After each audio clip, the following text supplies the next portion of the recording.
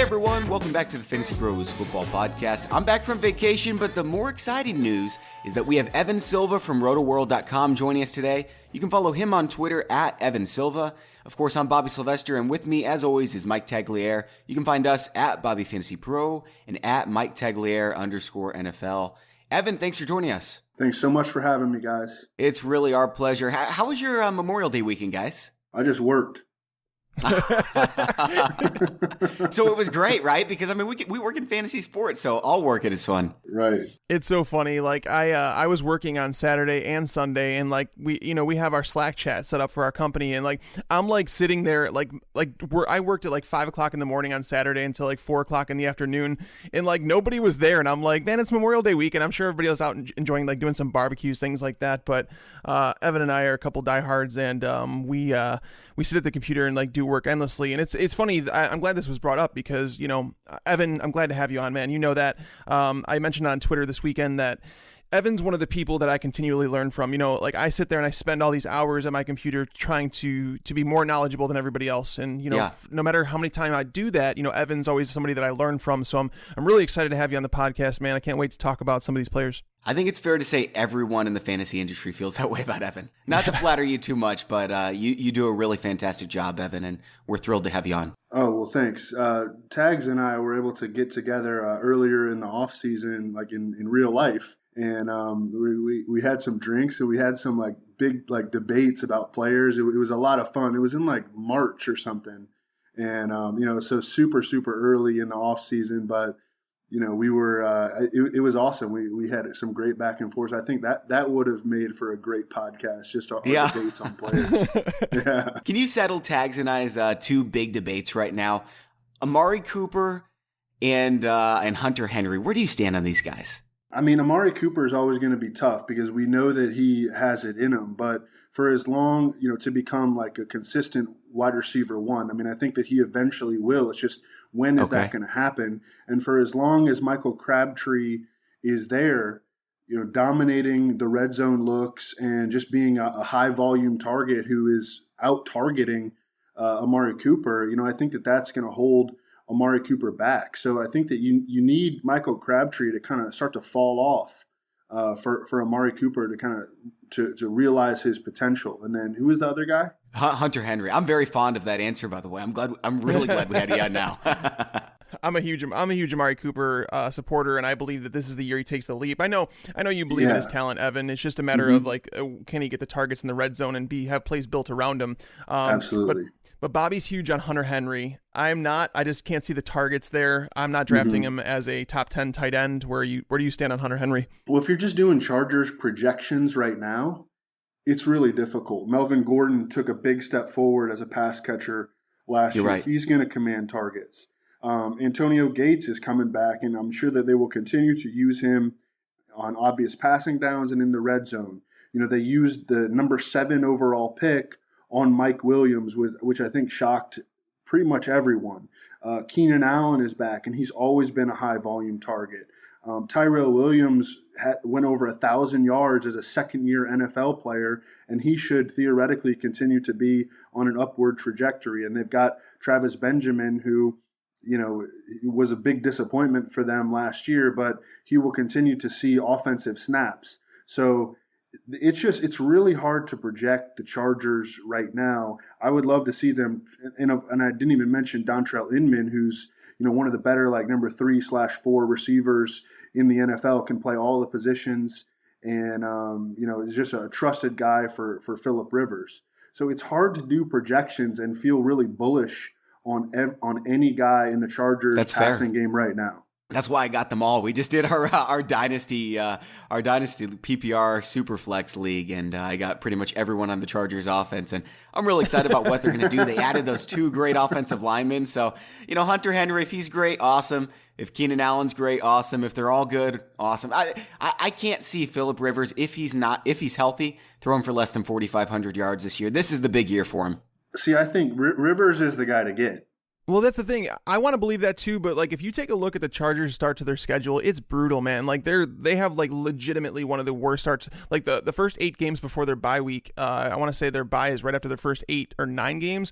The schedule lightens up after that, but Rivers has traditionally fallen off over the second half of the season. So I'm really curious to see, Rivers, because he was someone before I even took a look at the schedule who I wanted to like because of all the weapons they've surrounded him with. But he plays in a really tough division, and his schedule it's really tough. But I can definitely see the appeal in him. Yeah, I love your plan of trading for him after he starts out slow. Yeah. So guys, we have a fun show today.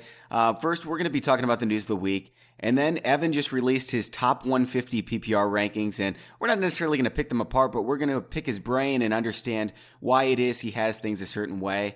And I imagine we'll all have a lot to learn from that.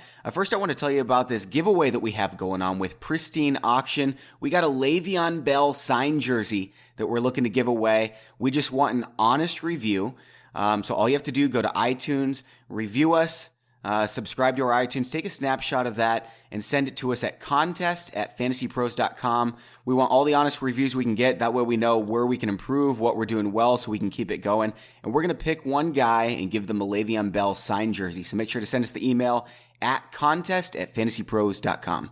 Yeah, no, I'm looking forward to this contest just because myself, I've actually purchased things before. So when I found out that they were going to be a sponsor, I was really happy about it because I've actually purchased things from them myself. I actually have behind me, I know you guys can't see it because this is a podcast, but I've started a collection and I started collecting helmets, signed helmets from every team.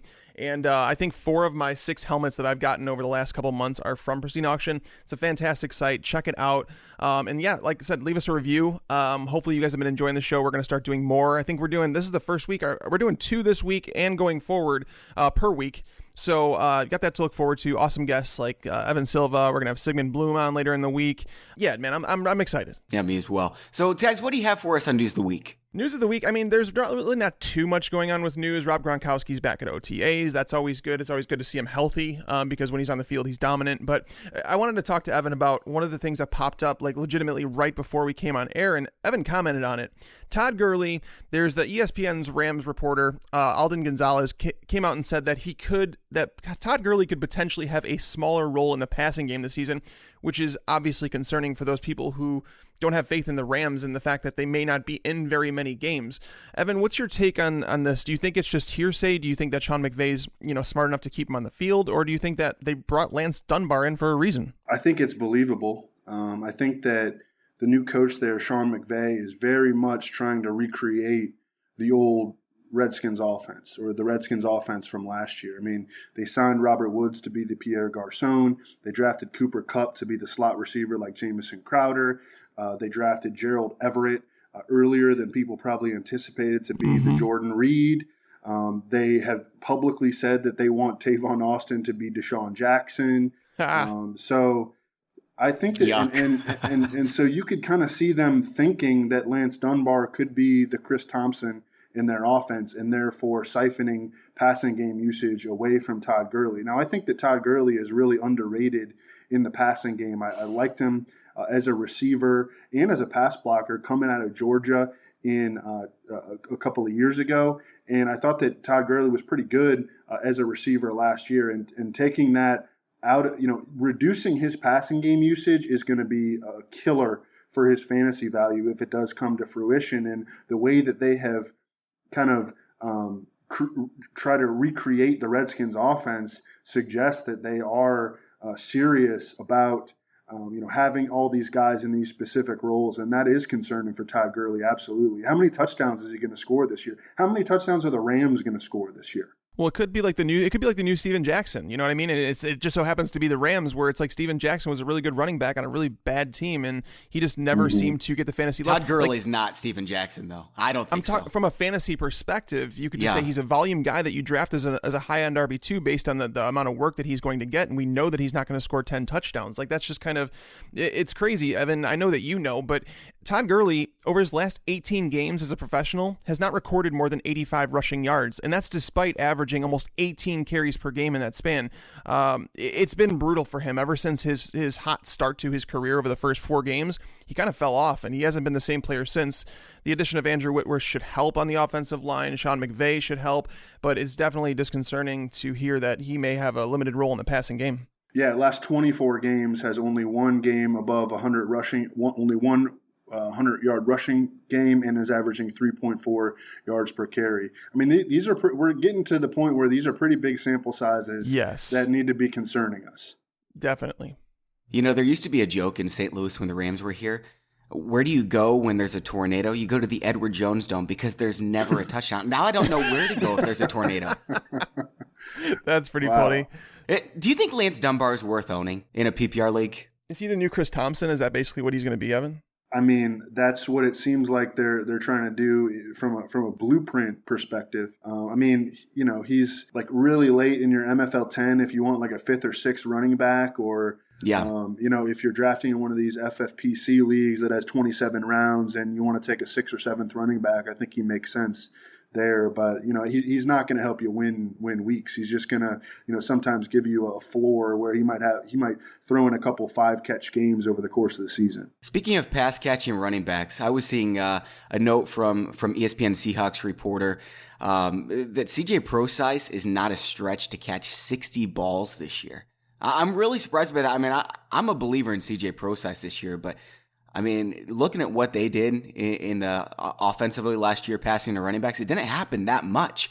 So I'm not so sure that Procise is going to see this many targets. Evan, it looks like you're a little bit lower on him than the consensus. So what's your take on Procise? Do you think it's Lacy's backfield? It's a crowded backfield. It's Eddie Lacy and Thomas Rawls. They have like 10 running backs on their roster right now. They're probably going to add like 5 more too, knowing Carroll. Right. So I think that their foundation is a run-heavy team, and on run-heavy teams, you don't see running backs having big reception totals just because they don't throw the ball that much. I think that one thing you have to take into consideration with beat writer like statistical projections is that that's not their strength. Beat writers are good at what they do, and I always have respect for how much work that they put into their jobs, and they don't get paid a lot of money. But their statistical projections, you always have to take with a pretty big grain of salt. I mean, that's not they're journalism majors. They're not statistical and probability majors. That's fair. Yeah, that's a good point. Yeah, definitely. And I want to go back. So, Evan, before the show, we were talking a little bit, and I was telling you about there's certain players that I'm not really as high on as everybody else. And, there's some smart people, yourself included, that have kind of gone the other way. So I'm always curious about these players because I want to know what I'm missing. And one of those players is atop your list here. Is at number 29. It's Terrelle Pryor. Me with Pryor, I'm really hesitant. Just the reason I say that is because, Kirk Cousins has been the type to spread the ball around in offense. Terrelle Pryor is not going to see 140 targets this year like he did last year. People are expecting, a step up from Jamison Crowder. Naturally, he's one of the best slot receivers in the game. Josh Doxson, this is a guy that they drafted with, a top pick last year. Jordan Reed's not going away. Vernon Davis is there. Chris Thompson's there. Samaje Perine can probably catch the ball better than Rob Kelly. You mean Robert Kelly? Yeah, don't talk about Fat Rob. No, but Terrelle Pryor is someone that I can understand drafting him as like a low-end wide receiver too, hoping he has some of that upside, but I'm having trouble, and I see that you're really high on Terrelle Pryor, so if you could try and just sell me on him. Yeah, I mean, the Redskins are missing, and you mentioned they do have a lot of good passing game options. I think that they are going to remain a pass-first team. Their defense isn't very good. I think they're going to be throwing the ball a lot. That's their bread and butter. And they're missing over 200 targets from last year. Yeah. And Whoa. Terrelle Pryor, as a first-year NFL receiver, I mean, he converted from quarterback, and voila, he went over 1,000 yards. That's pretty impressive to me. And I think that he has a lot of touchdown upside. First of all, he's due for a touchdown regression this year, just playing in a much better offense. He only had 4 touchdowns amongst those over 1,000 yards last season. So he's primed for touchdown regression. He jumps into a spot where his quarterback play is significantly upgraded from last year. He's another guy who's in a contract year, and I think that he isn't going to be an ascending player. He should be getting better in his second year at wide receiver in a high-scoring offense. So what I like about him is his upside and the fact that I think he could push for double-digit touchdowns, and I think that that's probably what he would need to reach where I have him. But I think that the ceiling is really big, and I like to reach for players that I think have big ceilings, and Terrelle Pryor really fits into that mold. So some of these players you have above Terrelle Pryor, Brandon Cooks. I'm looking at Keenan Allen at number 45, who I think has a huge ceiling. Alshon Jeffrey. Are you not so convinced about their ceilings? No, I mean, I think that those guys all have pretty good ceilings. It's just with Brandon Cooks, it'll be the week to week consistency. You know, Yeah, you're right. how comfortable are we going to feel starting him week to week? Alshon Jeffrey, the lengthy injury history, how good is Carson Wentz? So I think that those guys have just a few more question marks about That makes them. sense. But they're all in the same area, and I mean, I think that if you were going to do your own rankings, you could switch those guys in and out in any which way. Yeah, they're fairly close. Now, one question I had was about Danny Woodhead. He's all the way up at number 20. Are you thinking he's going to get quite a few carries with Kenneth Dixon out, or are they going to hand it to West? I think that Terrence West will be the nominal starter and the early down back, but I think that Denny Woodhead will be heavily utilized right out of the gate. He's had no restrictions at OTAs.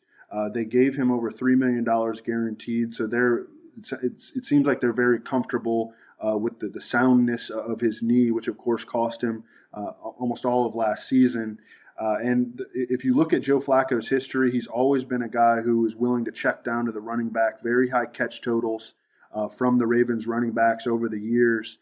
You're right. The wide receivers there are so unproven. I mean, their number one right now is a 31-year-old Mike Wallace, and then number two is Brashad Perryman, who wasn't very good last year. Has a lot of opportunity, has breakout potential, but he was not a good NFL receiver last year. And then we're looking at guys like Michael Campanaro, and so I think that especially with Kenneth Dixon suspended for the first 4 games, I think that Danny Woodhead is going to be an every week PPR starter in the first 4 games of the year. And then after that, I think that if he plays well during that month and he gains some momentum and carves out a big role in the Ravens offense, I think that he could potentially, the situation reminds me a little bit of Spencer Ware. We knew that we were going to get starts out of him last year early in the season, and then because of the uncertainty of Jamal Charles, he wound up being pretty much an every week starter for the entire season. And Danny Woodhead, of course, is a much different style of player than Spencer Ware, but I think he's going to be really useful in PPR leagues. Now, if we were going to rank him for non-PPR, he might not even be in the 20s. He would probably be in the 30s. But I think in a PPR league, he's someone that you want to get this season. Okay. And I like his ADP right now. He usually goes in the 8th round. I think he's a great PPR pick there. I do as well. I wasn't brave enough to move him up that high, though. Yeah, no, he's basically free right now. I like Kenneth Dixon, but at the same time, you have to wonder what's going on with him, how the Ravens feel about it. They did bring in Woodhead. He's towards the tail end. I think that they believe that Kenneth Dixon is the future, but at the same time, Danny Woodhead is the right now. Obviously, they brought him in for a reason, and as Evan said, the pass catchers are as unreliable as you can get. Mike Wallace and Brashad Perriman. I think at one point they were similar players in terms of deep threat. I think that's what Brashad Perriman is, and there's a lot of people talking about, that 100-plus target potential with him, but I just don't know if they see him as that type of player. And I've heard rumblings about the Ravens potentially going out and trading for Jordan Matthews, which would make a lot of sense. There's rumors that Anquan Bolden can come in there again, and again, that makes sense because they don't have that possession-style receiver. But one player I wanted to talk about, Evan, because both you and I are massive on him, Stefon Diggs. Diggs, last year, people want to talk about, saying, this guy is very inconsistent. It really had to do with injuries. In the games that he was not on the injury report last year, he averaged 9.3 receptions, 107 yards per game. That's somewhat ridiculous. And he only developed more chemistry as the year went on with Sam Bradford. Evan, do you think that Stefon Diggs actually has wide receiver 1 potential this year? Yeah, they built their passing offense around Stefon Diggs last season. They went to that because they couldn't pass block, and I don't think that they're going to be able to pass block, all of a sudden just because they signed Riley Reif and Mike Remmers. They're still going to have issues pass blocking, and they're going to have to build their offense to be, a short drop back for Sam Bradford, get the ball out quickly. And if you look over the years, what style of receivers have been productive with Sam Bradford? It was Danny Amendola with the Rams. It was Jordan Matthews with the Eagles. and Stefon Diggs plays a lot in the slot. And so I expect their offense, their passing offense, to continue to be built around Stefon Diggs. And I think he has very, very big upside. And, you mentioned it. I think whether he reaches that ceiling is going to be tied to health. He's a small guy. That's a concern for Stefon Diggs. Will he be able to stay healthy? But again, I like guys that have that big upside in PPR. He offers that to be a week-to-week difference maker in fantasy. Now, one of the running backs I wanted to ask you about, I was frankly surprised to see this. Kareem Hunt, you have him very high up at 34 for your running backs, and and Spencer Ware is down at 28. Are you expecting Hunt to take over that job at some point? It's just going to be a situation where the needle is going to keep moving based on reports and who looks good in preseason. I think that the likeliest projection right now is for them to form a committee. Kareem Hunt brings to the table more pass catching ability, and Spencer Ware is probably a better interior runner right now, even though he kind of faded as last season progressed. I wish that we would have seen Spencer Ware used more in the passing game. I mean, he made some big plays as a receiving back last year, but it seems like the Chiefs just were not into featuring him as a receiving back, and that was disappointing. And then now they go and trade up for this guy who caught a ton of passes at Toledo. I think is a pretty good between the tackles runner himself. So right now I'm projecting them to be for it to be a split backfield. But if there are indications in preseason that Kareem Hunt is getting more and more first team run, then I think that I will bump him up. But I think Spencer Ware is probably the better pick right now. That makes sense. Yeah, I'm there right now. I am a little bit worried about Hunt, more than I am so worried about someone like Joe Williams overtaking Carlos Hyde. I just think that Carlos Hyde's a more talented runner, like without a doubt. Whereas Kareem Hunt, there may be question marks because Spencer Ware, if some people don't even know that he was in the Seahawks, I believe it was listed as a fullback, and they actually cut him. So Spencer Ware may not be the talent level of Carlos Hyde. That's why I'm a little concerned about that.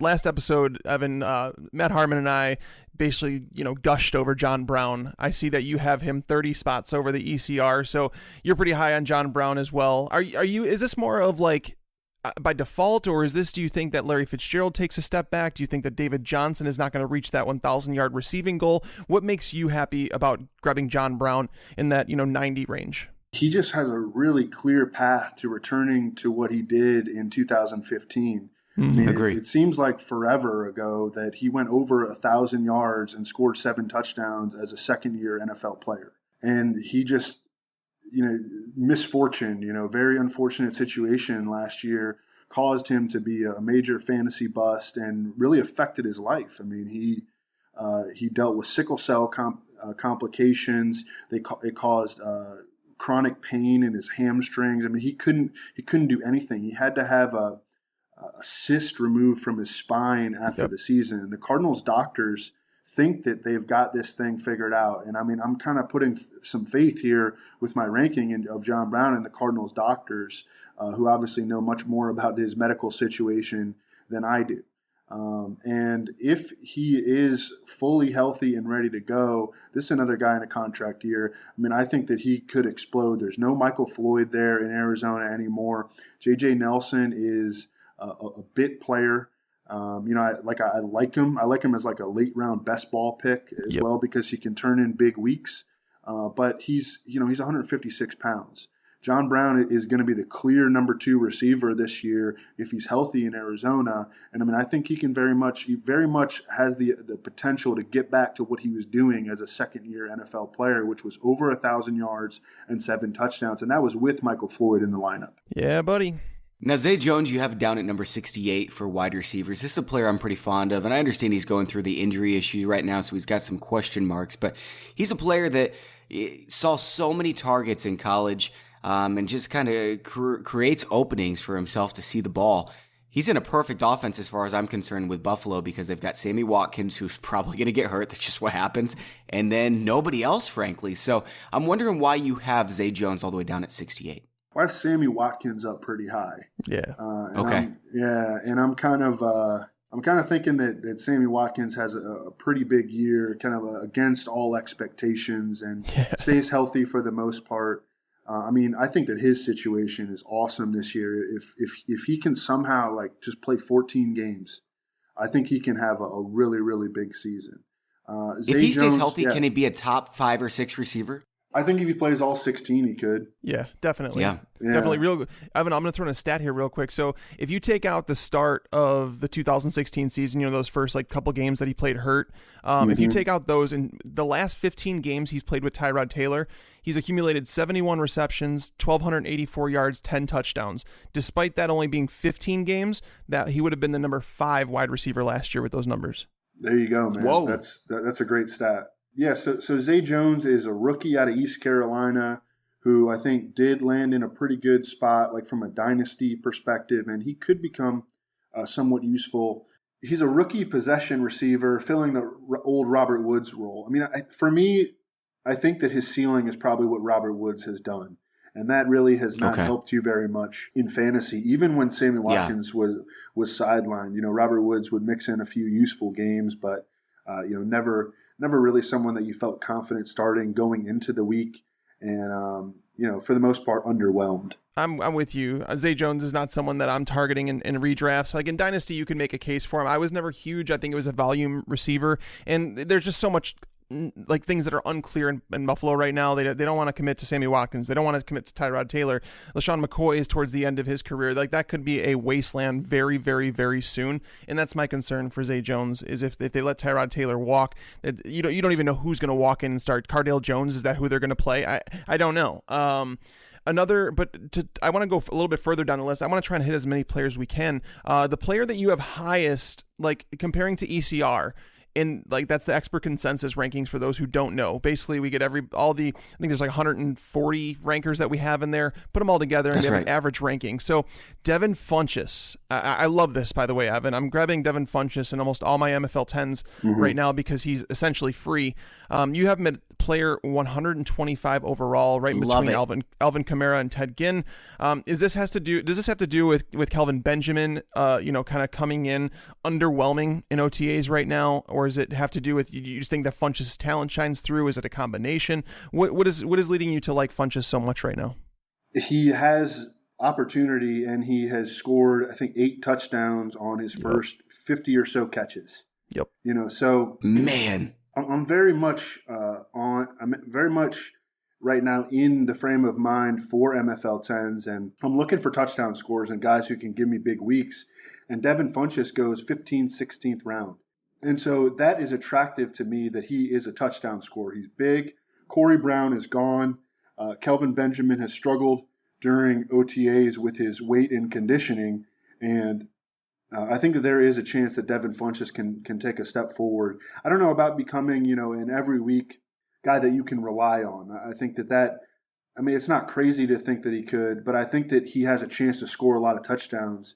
And so therefore I like where I have him. It's aggressive for sure. And I think that he's got more opportunity than people kind of realize right now. I couldn't agree more. Does it concern you that they signed McCaffrey and Samuel and might be changing their offense a little bit? Yes. Yeah, it does. I think that that's smart, and I don't think that it's necessarily going to hurt their offense or hurt Devin Funchess' chances of playing, of seeing a significant bump in playing time. I think that in 3 receiver sets, it should be Kelvin Benjamin and Devin Funchess outside, and it should be Curtis Samuel as the slot receiver and Christian McCaffrey in the backfield. That sounds great. I think the Panthers are going to have a good year offensively this year. Now their defense is still a mess, but finally I think we can be a little bit excited about this situation. Yeah, no, it's different. I don't know what to feel about it because Cam Newton is going to need to change the way he quarterbacks is what it is. But I don't think Samuel and McCaffrey really affect what Funchess does. He's the downfield guy. His average yards per reception is high for someone his size. You wouldn't think of him to be that guy, but with Ted Ginn gone, with not Corey Davis. Wow. Corey Brown. With Corey Brown gone, it obviously frees up a lot of targets. It frees up those Ginn targets deep.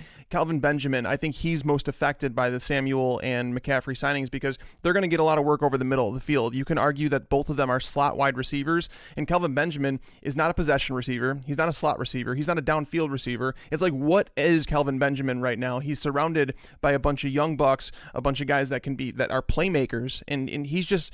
I mean, I think if you're drafting Kelvin Benjamin, you're hoping on 8 to 10 touchdowns. I think that's what you're drafting him for. I don't think that there's anything else that he can do for you. Another player, I want to touch on some of the players that you're a little bit lower on the consensus, Evan. So one of the players, and I'm in full agreement with you, but I'll let you describe, is Alshon Jeffrey. You have him down at number 48 overall, whereas consensus is 27. Why are you down on Alshon Jeffrey? Yeah, he's a guy that I just determined that early in the offseason, like I'm probably going to be fading him unless his ADP really starts to fall.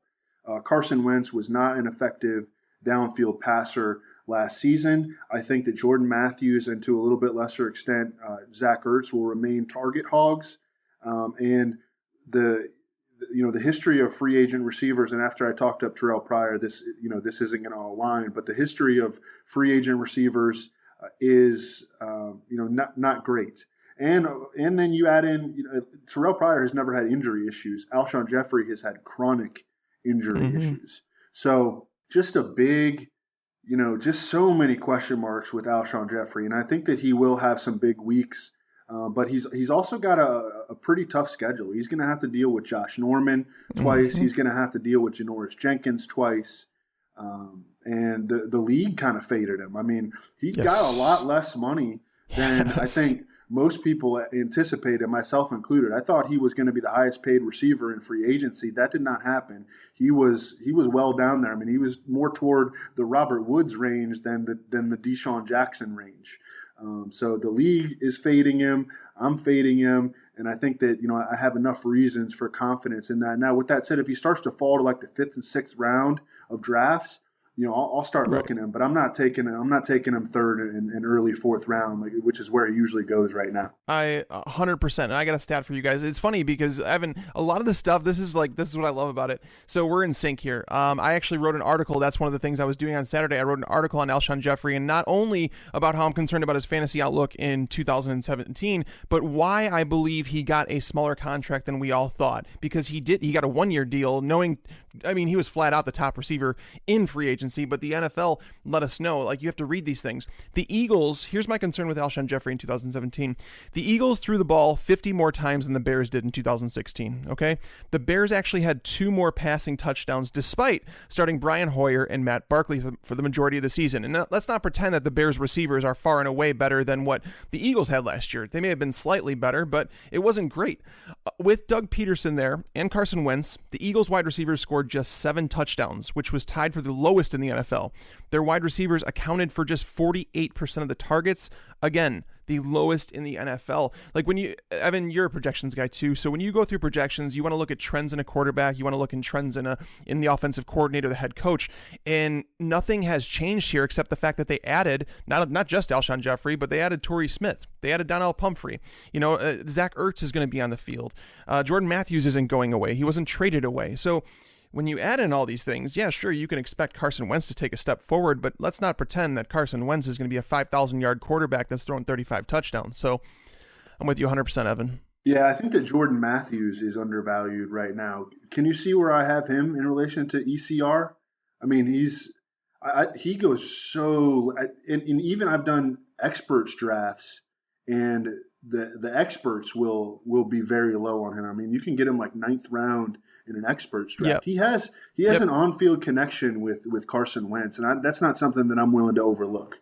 Agreed. He's actually, you have him 75 and his ECR is 86, so you have him 11 spots higher than the ECR, so you are higher on Jordan Matthews. And I actually agree. When I was doing projections, it was hard because I didn't want to take too much away from Alshon Jeffrey, but at the same time, it's Jordan Matthews kind of fits right now, and he's got comfort with Carson Wentz. Carson Wentz has cover with him, so there is something to be said for that. And I mean, you'd have to knock down Zach Ertz quite a bit to make Alshon Jeffrey anything close to a wide receiver 1.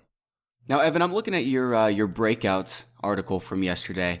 Actually, I was reading it this morning, and I found it really interesting. It seems like every year there's 1 or 2 guys, wide receivers, who sneak into the top 10 wide receivers. We saw Michael Thomas, Devontae Adams do it last year, Doug Baldwin do it 2 years ago. And it seems to me like you think maybe Willie Snead or Devontae Parker could be these guys. Can you speak on them? Willie Snead right now is being drafted as the wide receiver 32, which is an area he has hit in each of the past 2 seasons, and barely topping 100 targets. And I mean, I think he could see potentially a 15 to 25 target increase with no Brandon Cooks. He's another guy who has an on-field connection with his quarterback and has now been established for 2 years, has a great schedule. Scott Barrett of Pro Football Focus noted that in his strength of schedule expectation for wide receivers, Willie Snead came out as having the 3rd easiest schedule. I mean, Michael Thomas this year, we all love him, but he's going to have to deal with number 1 corners on a consistent basis now. Mm-hmm. And Willie Snead is going to be dealing with a lot of slot corners. And I think that his playing time will go up. He has not the past few years been a guy who's been on the field every snap. And, the Saints really don't do that with their receivers anyways. But I think that his snaps will go up. I think his targets will go up. He has a lot of room for touchdown growth. And he's just playing in this awesome offense with what should be, even if Scott's strength of schedule expectation is a little bit aggressive, he's going to have a good schedule, period. And he's playing with Drew Brees. So I think that he's being drafted right now at his floor at wide receiver 32. And I think that he is a guy who could sneak into the top 15. I think that's really fair to say. Now, where do you stand on Devontae Parker? I see you have him a little higher than ECR as well.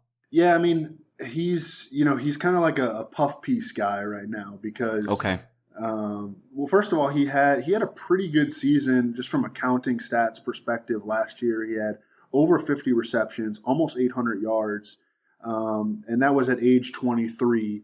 And during a season where he was repeatedly called out by the coaching staff, and he's a guy who has averaged over 15 yards per reception through his first 2 NFL seasons. I went back and looked at the history of first-round receivers who had cleared that mark, and, I mean, every guy was a hit. The worst 2 guys that came out were Corin Robinson, who had a bunch of off-field issues but was a really talented player, and Braylon Edwards, another guy who was a freak talent and had some really big seasons. He's viewed in hindsight as a disappointment, but I mean, he had some big fantasy seasons, and those are the 2 worst guys on that list.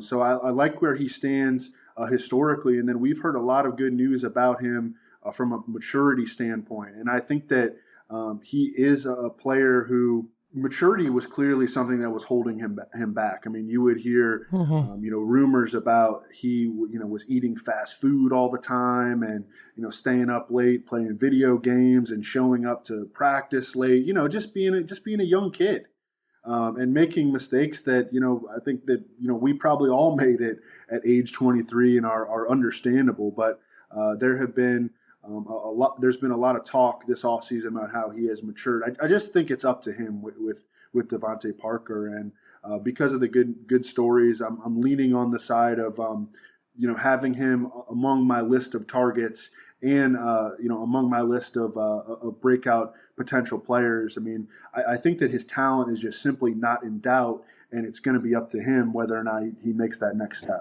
Yeah, without a doubt. Like I agree with you, and I think he's one of those guys I'm cautiously optimistic about. Now, I was a little upset when they re-signed Kenny Stills. It kind of was like, dang, I was really hoping for him to kind of slowly get those targets. Mm-hmm. And if someone like Carew would have jumped into the starting lineup, we know that he wouldn't have eclipsed maybe 60 targets, whereas Stills could be that guy that's taken 80 still, and that kind of. It hurts a little bit, but I think Parker is one of those guys. He's an upside pick where, you're drafting him somewhere around, I don't want to say his floor, but I think it's somewhere close to his floor at 105 overall. But he has the upside, as you mentioned earlier, in like a top 15 wide receiver. I think that can happen as long as Jarvis Landry continues to trend down the wrong direction. I kind of wonder if Devontae Parker saw Kenny Stills get that big contract. Devontae Parker knows he's better than Kenny Stills. And, it kind of clicked for him, you know what, I need to get my stuff in order because I have a chance to make a lot of money here within the next couple of seasons. That's a pretty good point. That's a great way to put it. One player that I know Bobby and I are extremely, extremely high on this year, and I'm not willing to totally go off the cliff yet because I kind of want to. I want to put Derrick Henry higher. I want to keep moving him up my board, but at the same time, I can't say that DeMarco Murray is going to completely fall off, but is it out of the realm of possibilities that Derrick Henry finishes higher than DeMarco Murray this season? So I love Derrick Henry. I mean, I think he would just mash if he got the opportunity to see 18 carries per game or 18 touches per game. But he's going to need a severe injury to DeMarco Murray for that to happen. I don't think that the Titans are going to be willing to turn the backfield over to him, barring a severe injury to DeMarco Murray. I think that they really trust DeMarco Murray as being the veteran presence around their young quarterback. Even last year, he led the team in red zone targets, DeMarco Murray. I mean, he's just such a big part of what they do and their culture that I don't think that, barring a severe injury, and I love Derrick Henry and I love his upside. I can't believe people are taking him in the 6th round. Yeah, that's the part where, like MFL 10, you mentioned it. We're in MFL season right now where it's just like we're doing a lot of these MFL 10s and best ball. I mean, you're drafting for upside. I get it. But at the same time, in the 6th round, you're taking him towards almost what his ceiling is right now. Like you're expecting him to get maybe 40% of the work while DeMarco Murray gets 60%. I believe that it's definitely possible that it can happen. I think that if DeMarco Murray comes out the gate like he closed it out last year, because over the last 6 weeks, he averaged 3.5 yards per carry. He scored 1 touchdown in his last 6 games, I think it was, whereas Derrick Henry came on as the season went on. And I think it's going to be difficult to keep him off the field if he continues to outperform DeMarco Murray. So that's why, for me, I'm definitely not drafting Derrick Henry in the 6th round, but I can tell you this, I will definitely not draft DeMarco Murray, early second. Or they can just do what the Falcons did with Freeman and Coleman, is just get them both on the field, get them both a bunch of touches. I mean, those are the 2 best players in their offense. Give them the ball. I think that would be optimal. But I really think that this coaching staff is committed to DeMarco Murray as the every down back and Derrick Henry just really being a change of pace and sometimes short yardage back. But I'm with you. I mean, I think that they should use both of them. And in that scenario, Derrick Henry was such a good pass blocker. He was number 3 in Pro Football Focus's pass blocking efficiency last year, number 3 out of 63 running backs. And I remember watching him at Alabama and being like, man, this guy's a good pass blocker. I think that if he did get that opportunity, he would take that opportunity and he would run with it because he is a legitimate every down NFL running back. For sure. And let's not pretend that DeMarco Murray has been the healthiest player his entire career. There's always been a health concern with him throughout his career. He always seems to be nicked up a little bit. So there is Plus that. He's a running back. So you can pretty much expect and an he's injury, 29 right? years old and he's 29. Yeah. So, I mean, that he's at that point. Ton of work. Yeah, definitely. One other player I wanted to touch on, because I know we're running out of time here, is Martavis Bryant. He was reinstated, and he's one of those players where, Evan, I'm telling you this right now, I am getting more and more comfortable clicking that button when I have the chance to draft Martavis Bryant. Me too. I was going to ask him about Bryant too. Yeah, are you starting to feel more comfortable hearing these reports out of there that Bryant, he looks really good. We know what his ceiling is. He's a guy that he's kind of been underrated. I think people have forgotten how good he actually was. I think the stat that I had on him was something like 14 of his first 20, 8 of his first 21 career games have netted 14 or more standard fantasy points, 4 of them with 20 or more. With Ladarius Green going, it's going to free up a little bit more targets. Sammy Coates is nothing to worry about. Juju Smith-Schuster is a very, very young prospect. How do you feel about Martavis Bryant? Yeah, I mean, he's a freak. When everything is all together for Martavis Bryant, he's unbelievable, man. He's a Sports Center top 10 play, waiting to happen. Yeah. So he's a guy that never, I pre-draft almost all my picks in MFL 10s just so I can focus on other things. And he would never be in my queue from, I don't know what, February until May. But now he started to find himself in my queue. I still have not gotten him, I don't think, in any drafts, and I've done over 60.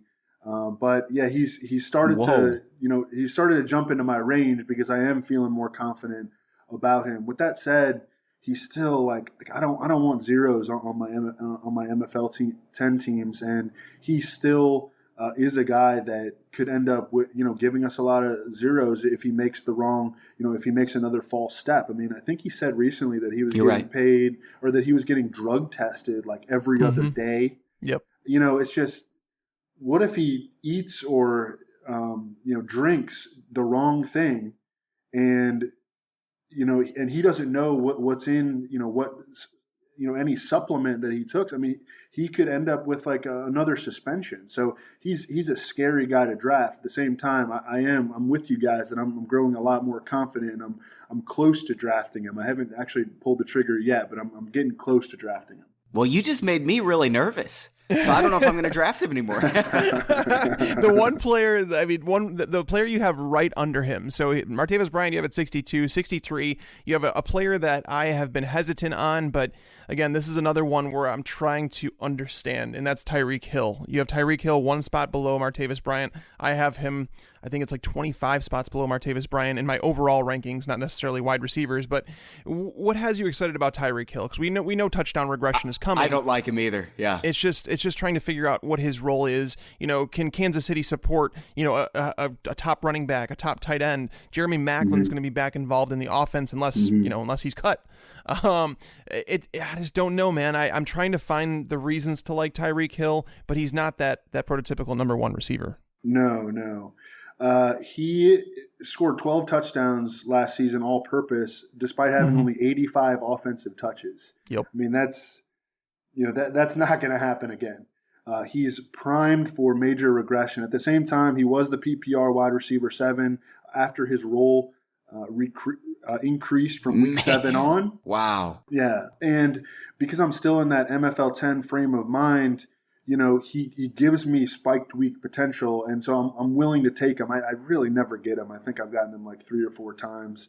But he usually does go in the 6th round in MFL 10s, and I think that's that makes sense to be looking at him there. I mean, I'm not taking him over Edelman or Willie Snead or Martavis, but I think that's the range where we should be looking at him. I'll take Deshaun Jackson over him for sure, but he's because the Chiefs have openly talked about increasing his role. I think there is some reason for optimism. I really get the pessimism on him though, because regression is going to hit him like a Mack truck, man.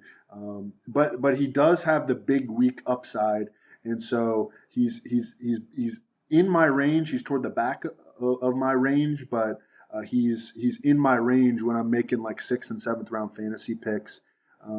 But I think that during redraft season, he's probably going to drop for me because I'm not going to want a guy like that on my redraft teams. Yeah, no, in MFL 10s, that makes 100% sense because you're just looking for upside. You're looking for those spikes in the weeks.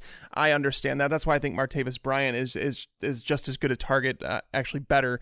Yep. But yeah, I'm just trying to wrap my mind around it, even for redraft mode, like getting in there, like where do I put him? Because I think he's like a wide receiver 3 with upside, but I'm never going to get him where I'd be willing to draft him. I'm blown away by that stat that he was number 7 PPR since his role change. That's really remarkable. I wonder how high Taylor Gabriel was on that list. But of course, it's based on like special teams touchdowns and like rushing production though. Good point. I mean, he's still going to get a bunch of carries though. He is, yeah. I mean, he definitely is. Yeah. Last year down the stretch in PPR, or I'm sorry, in DFS, if you weren't on guys like Tyreek Hill and Taylor Gabriel, like you were behind. And the year before, it was like that with Ted Ginn. It's the late part of the season in DFS gets really difficult. Like you want to be out in front of these guys that are big playmakers and like are clicking in their offenses, but they're hard to justify because their volume is low. I mean, it was hard to really embrace Tyreek Hill late last season and Taylor Gabriel because their volume was low, but they were hitting big plays and making a difference, in terms of fantasy scoring. Mm-hmm. I still can't buy into those type of guys. Evan, I'm really curious because you've been talking about the guys that you've been drafting a little bit and who you haven't drafted at all. Who are the 2 or 3 players that are ending up on a ton of your MFL teams? My highest owned wide receivers in MFL 10s are Deshaun Jackson, 24 out of 62 leagues. Willie Snead, 22 out of 62 leagues. Pierre Garçon, 20 out of 62 leagues. Jamison Crowder, 19 out of 62 leagues. And Rashard Matthews, 18 out of 62 leagues. I love the values on all those guys. Yeah. I'm getting a lot of Kobe Fleener. Yes. I mean, Interesting. Hey, he was a top 12 fantasy. I know, it's nuts. People don't understand that. No. No, I didn't know that. It just has to do with expectations, man. Like the expectations, people drafted him as the number 5 or number 6 tight end last year, and that's why people hate him now. But he's being so underdrafted. I was drafting him at number 3 or 4, man. I was so excited. I blew it. Well, no, I mean, you should have been excited. He was going to play with Drew Brees. I mean, and it just didn't happen for him in year 1. And now we're in year 2. and he produced above perception, from a hindsight standpoint, and his ADP has fallen from like the 7th round to like the 13th and 14th round. Yeah. Man. So, and again, he's not a guy that I'm going to want in redraft, but he can give you big weeks. He had a bunch of big weeks last year for the Saints. So I think he's an awesome NFL 10 tight end who you could get like as your 3rd tight end, even like he's going that late. Yeah, he's my 2nd tight end a lot. I saw you have Austin Cooper 6 spots above ECR, and I'm really intrigued to ask you about that one because I'm a big believer in Austin Hooper breaking out this year. Yeah, he's another guy who, when I was looking at comp groups among rookie tight ends, he stood out as being a guy that was pretty productive, relatively speaking, for a rookie tight end. The Falcons have not brought back Jacob Tamme. He's playing in a good offense. Pro Football Focus had him as a top 10 run blocking tight end as a rookie, which is really, really impressive.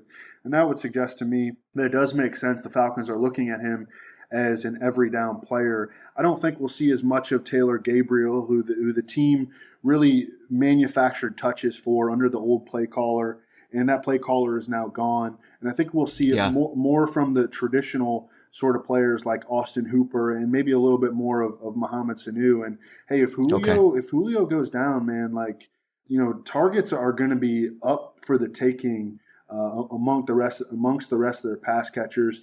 Austin Hooper was a top 3 spark tight end coming out of the draft as a rookie. He's a good athlete.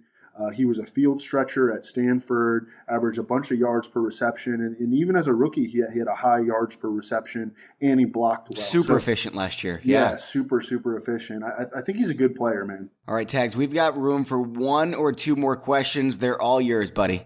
You mentioned Julian Edelman not long ago, and he's someone that I am particularly down on. And the reason I say that is because, we talk about projections and it's like trying to figure out where all these targets are going to go. And the way that the Patriots are setting up their offense, it's not going to be typical personnel. They're not going to have, 11 personnel on the field or anything like that very often. Julian Edelman is a player who's kind of like been that volume dependent fantasy option, and he's been fine. You know what I mean? He's not been the guy that's going to blow up for you. He's been a very, very, very consistent option. But now with Brandon Cooks back in the mix, with Malcolm Mitchell looking to take a step forward, Chris Hogan's still on the roster. They just signed Andrew Hawkins. They've signed 1 million running backs. I'm just like trying to read the tea leaves here, and it's almost like they're trying to move on from Julian Edelman.